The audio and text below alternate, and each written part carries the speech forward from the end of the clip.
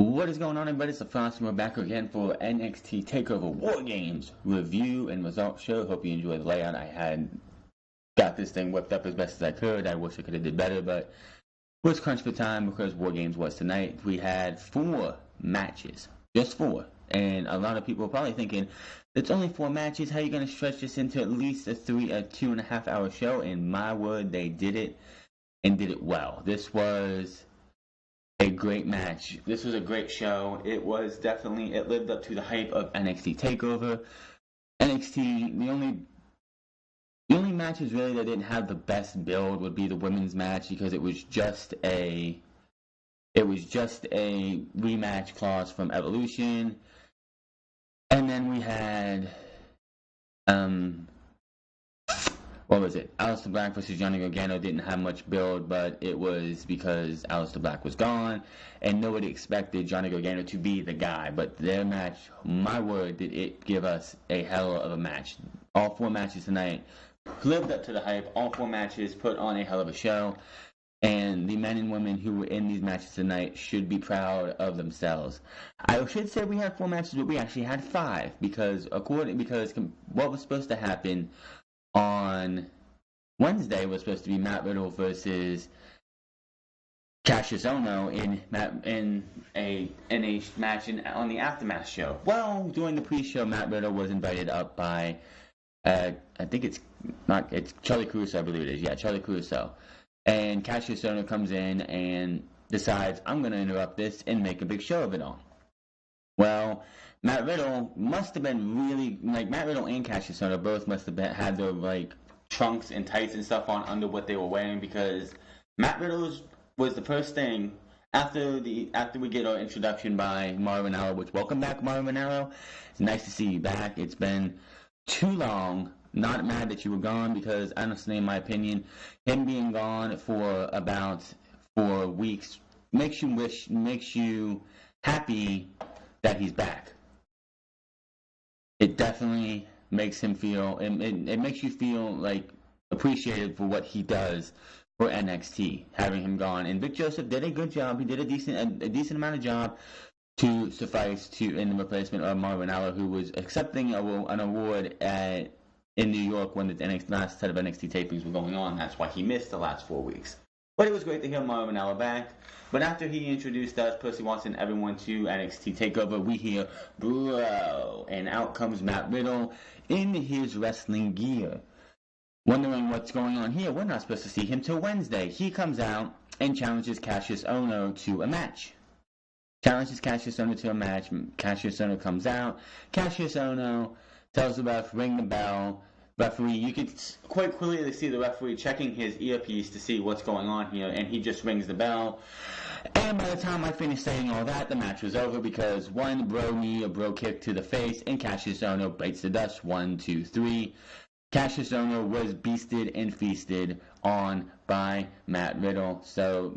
And it has been confirmed that this was the fastest unscheduled victory in NXT history. So Matt Riddle breaking records in NXT already. First match of the night from your regularly scheduled matches was the Women's Championship match of Shayna Baszler versus Kairi Sane for the NXT Women's Championship in a 2 out of 3 falls match. Kairi Sane came out hot in this match from the start. She was just all over Shayna Baszler until Jessamyn Duke and Marina Shafir come out and attack her from behind. She taps out to the Karafuda clutch, and the first fall goes to Shayna Baszler. After that, Kairi Sane ends up getting back into this by taking all 3 women out on the outside, sending Shayna Baszler back inside, and getting the insane elbow off for the 1, 2, 3. Now, the third final fall came, which Jessamyn Duke and Marina Shafir were getting, I think it was Jessamyn Duke was on the distracting the referee while Shafir, or the other way around, was attacking Kairi Sane, when all of a sudden Dakota Kai comes out and just kicks her head right off. Goes out to the other. It's a 2-on-1 advantage for the 4 horsewomen of MMA. Then all of a sudden, Io Shirai in a shirt and skinny jeans comes out, gets on the top rope, and does a picture-perfect moonsault in skinny jeans. I ain't a girl, I ain't never worn skinny jeans before, but I'm pretty sure that is not something that's easy to do. Tegan Knox, she was, of course, out with an injury for a good while. Tweeted about that and how she's jealous with the fact that that Io Shirai was able to just run out there, get on the top rope, and hit a picture-perfect moonsault off of the top rope, pretty much just in skinny jeans. That was a feat of majesty, and quite honestly, nobody else, no one else, including Charlotte Flair, should be doing the moonsault. Io Shirai has the best moonsault out there, plain and simple. While this is all going on though, Kairi Sane goes up for the insane elbow again, but this time Shayna Baszler catches it, slides her over, and with her hand around her neck, gets the 1-2-3. Kairi Sane loses 2 falls to 1 to Shayna Baszler, who is still your NXT Women's Champion. I was surprised. I figured we were going to get a Shinsuke Nakamura Samoa Joe kind of feel, where Samoa Joe lost the title to Shinsuke Nakamura, won it back a couple weeks later, lost it again 2 weeks later to Shinsuke Nakamura, and then was brought up to the main roster. I figured that's what we were going to get here. We did not get that. So where does this leave Kairi Sane? You already know this is far from over with Dakota Kai and Io Shirai both getting involved in this. In the fact that Io Shirai and Kairi Sane are best friends, and it has been documented that they are they are best friends. This match, this feud is far from over. So it was a good match, and it definitely set a precedent for the rest of the show. The entire show was absolutely great. And you're sitting there thinking, wow, we only have 3 matches left. We have Ciampa versus Black. Not Ciampa versus Black. Dream versus Ciampa was your semi-main event, and Black versus Gargano was your next match of the show. And this match was brutal, fast-paced, high intensity.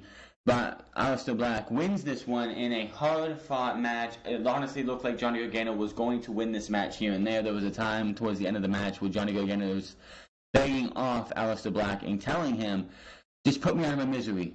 Black goes to do that. Johnny Gargano rolls him up for a 2 counts. Johnny Gargano did have the Gargano escape on him a couple times. Did not lead to anything. Aleister Black made sure the receipt that Johnny Gargano was going to get was going to be twofold, because if you remember, he left him laying, and then when it was revealed that Johnny Gargano was the mastermind behind the attack, Johnny Gargano gets hit with 1 black mask, falls onto the chest of Aleister Black. Aleister Black grabs Johnny Gargano and says, I absorb your sins, and hits him with, I think, a very stiff, brutal second black mask for the 1-2-3. This has got to set up Tommaso Ciampa versus Aleister Black at NXT TakeOver Phoenix. It's just what it has to. It has to. It makes no other sense why you would have this any other way. With the end of this match and how it ended tonight, this has got to be I don't know where Gargano goes with this. I hope this doesn't mean he's coming up, because if he comes up, then I think that's a damn shame for him. But it's definitely going to be interesting to see what happens for Johnny Gargano going forward. He did come out for this match, and he was just smiling. He was acting like he was delusional. He was being delusional, Johnny, because he figured, oh, everything's all right, everything's good, I'm good. The fans, oh, they still love me. He was high-fiving a fan. He's watching people, looking at people boo him, and he's just got this smile on his face, like nothing could go wrong. This dude is kidding, right? He is that delusional that he thinks that everything with him is all right when it is not. Velveteen Dream versus Tommaso Ciampa was your championship match for this evening, and we had all the hits for your boy Velveteen Dream, with him coming out, because we were in California, so what else are we going to do? Well, we're going to play homage to the villain of Hollywood, Hulk Hogan, as he comes out with the Hollywood bandana, a black and white boa set, and a I think it said DVA on his shirt. He had lightning bolts. He had lightning strikes on his boots and tights. It just was like paying homage completely to Hulk Hogan. I don't know why he has such a thing, but it is his. He enjoys cosplaying, and it's kind of ironic how an African American is cosplaying again as Hogan. This match, here's a couple highlights from this match. Thank you, Cultaholic, for writing these all down. Let's see here. Dream Channels is in the Hollywood Hogan. Dream has done the following. Hogan leg drop 3 times. He did 3 Hogan leg drops in a row. A Savage rope leap hangman. Michael's diving forearm can kip up. Brett's ring post figure 4. Ric Flair's regular figure 4. And then Dream and Ciampa did the Bret Hart Dynamite Kid vertical suplex over the rope. Other guy pulled with him spot. And that was a good bit of hits right there. That is just a lot that just happened in that match. Dream paying homage because I think this is Dream's swan song. I'm pretty sure with how this match went and how Dream was just playing homage to all of these wrestlers that from the past, that this was him saying goodbye to NXT. Dream ends up losing this match after he hits what happened was Tommaso Ciampa pulls up the mat for the concrete. I think he was trying to pull up one, but he pulled up both between the ring and the announce table. He goes to DDT Velveteen Dream onto that, ends up getting thrown over the announce table. Yeah, Mauro Ranallo said, calling him a sick psychopath or a son of a bitch or something. And apparently, Tommaso Ciampa did not take too kindly to that because he slapped Mauro Ranallo on the head and said, I'm the champ. You must respect me or something like that. Dream takes advantage, hits the rolling DDT onto the concrete, goes in, hits the Purple Rainmaker, gets a 2 count. Goes again because Tommaso Ciampa's rolled to the outside. Goes for another one, but Tommaso Ciampa moves out of the way, and Dream hits his elbow onto the apron, screaming in pain. Tommaso Ciampa brings him in because this is War Games. There was the two rings with the metal in between the whatever they call it, the stanchion or whatever, in between both the partition, in between both rings, and Tommaso Ciampa hits the Hangman's DDT onto the partition. You could definitely tell that this had to hurt because Tommaso Ciampa hits that and just screams in pain because the metal hit his back.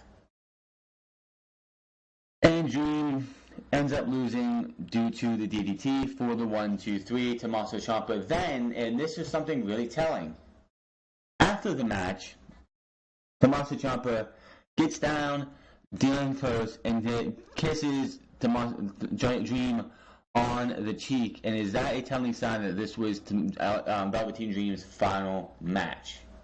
I don't know. I'm hoping not. This guy has a lot more to give to NXT, but with that, what I know for sure is that Vince McMahon has been wanting him up there on the main roster for a good long while. So could this be something that we see? That this was Velveteen Dream's last match, and if it is, he put on one hell of a match. Now we had the main event, which was the War Games match. We had Adam Cole and Ricochet start the entire thing. They had, instead of 3 cages, they had 2 cages with the other 3 participants in this match. Team War Raiders versus Team Undisputed Era. Adam Cole and Ricochet had a pretty decent match for the 5 minutes that they got. I think they could have did a little bit better, but they were probably pacing themselves because this was going to be a long match. Kyle O'Reilly was out first for the Undisputed Era. They beat the piss out of Ricochet for about 3 minutes. Team War Raiders came out with Hansen as Pete Dunne tried to get out, but Hansen pulled him out and pulled him back and said, no, I got this. I messed up on Wednesday, so I'm going to come in and try and even the odds for now. Then, of course, Roderick Strong came in and even the odds and made it a 3-on-1 advantage, a 3-on-2 advantage, which, of course, the War Raiders took mildly kind of that. Then Hanson and Ro and Pete Dunne were fighting to try and see who was going to be the next guy out, and Pete Dunne was left. I was thinking maybe this would be a way to screw up the war, like have the Undisputed Era win because Pete Dunne's feeling disrespected. He'll get into the ring and do something to screw his team over, but no, it had nothing to do with that. Bobby Fish then comes in after a good 3 minutes of Hanson and Rowe beating the holy piss out of the rest of the team, Undisputed Era. And before he gets to the actual ring, he runs over, grabs the lock that was on his cage with a chain that he must have had, takes it over to the Pete Dunne one, grabs Pete Dunne's arm and slams him into the cage, and then takes the key, the lock, the chain, and locks it. So when the next 3 minutes are up, it's not going to affect them. The War Raiders and the Undisputed Era was like not the Undisputed Era. We're going to have a 4-on-3 advantage for a good while. But yeah, Bobby Fish runs under the ring and grabs 4 chairs. These 4 chairs are specific. What I want to say, they are special because each and every one of them are emblazoned with Undisputed Era logos. So I believe it was Nigel Beginner said this was premeditated. He doesn't know who came up with it, but it was genius because they beat the living piss out of the War Raiders in Ricochet, as Pete Dunne had to watch for at least 5 or 6 minutes before they were able to finally get a chain, a bolt cutter to cut him out.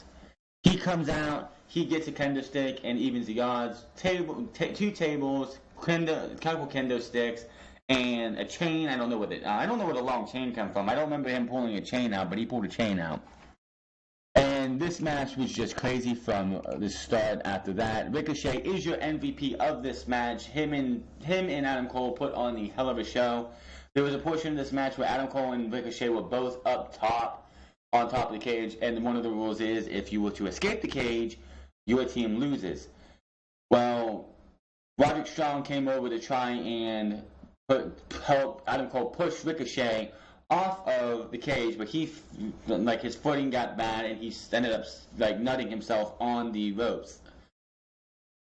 I don't pity Adam Cole for what happened next because there was a modified Tower of Doom where you had Hanson, Rowe, and Pete Dunne, Kyle O'Reilly, Roderick Strong. Kyle O'Reilly, Roderick Strong, Rowe, all and Pete Dunne coming up to suplex Adam Cole. Bobby Fish was on the back of Hanson. Hanson turns around and just takes both hands, stretches them up, and just pulls everybody down. We had ourselves a Tower of Doom with everybody. Ricochet, on top of the cage still, does a backwards 630, but it was like a 720, almost missing everybody. He over-rotated. If Hanson wasn't as tall as he was, I'm pretty sure Ricochet would have missed almost everybody, but everybody fell down anyway. It was a thing of beauty. War Raiders and Pete Dunne and Ricochet end up winning this match because Adam Cole gets hit with the bitter end, and then they said a 450 splash. It looked like a frog splash by the camera angle that they showed. They didn't show a different camera angle, but they end up bitter end, frog splash or 450, whatever. And both Pete Dunne and Ricochet straight an arm over Adam Cole for the 1, 2, 3. What I liked about the end of this is after this match was over, we had Ricochet and Pete Dunne both looking at each other. They both had their titles in their hands, just looking at each other. And they both scale the cage, and they're both just talking back and forth. They're looking at each other's titles. And as Mauro Ranallo pointed out, these two have unfinished business with each other. So maybe we'll see a champion versus champion match at TakeOver Phoenix between these two with no interference from the Undisputed Era. Where does NXT go from here? Velveteen Dream is probably coming up, most likely. I don't know who else. I expected Johnny Gargano to win his match because I expected that to be Aleister Black's final match, as he would be coming up too. I don't see Johnny Gargano coming up. If they bring Johnny Gargano coming up, then it's gonna suck for the fact that he had so much more to do in NXT. He needed to win the NXT championship, and it just didn't happen.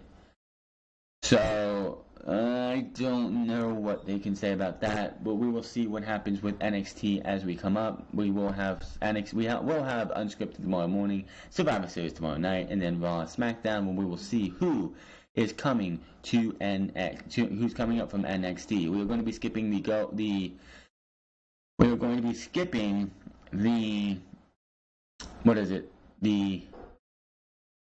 aftermath, because it's really nothing special. It's just them reviewing what goes on. There's nothing, no storyline progression, no nothing. The only thing that would have made it special is if you would have had Matt Riddle versus Cassius Ohno, but I kind of figured that wasn't going to go there.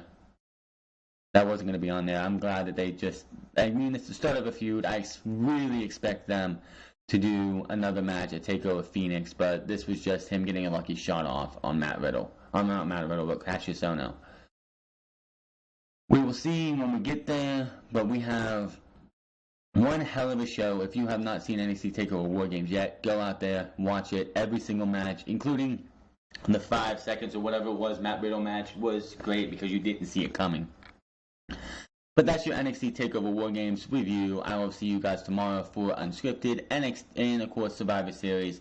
But until then, my name is The France, and I will see you guys later. Follow me on Twitter at The France. Follow me on Facebook on twitch.tv/TheFrance08. Hit that subscribe button, comment down below, and check you guys out later, as we will be ready for Survivor Series tomorrow night.